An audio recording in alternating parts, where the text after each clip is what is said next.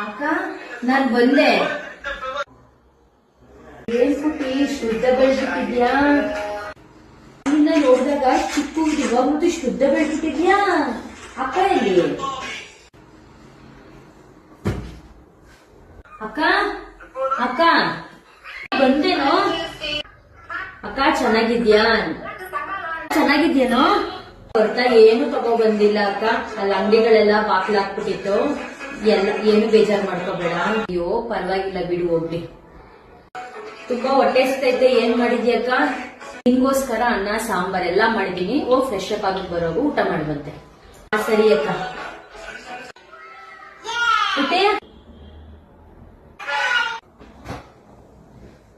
ಬೇಗ ಬೆಳೆದ್ಬಿಟ್ಟಿದೆ ನೋಡು.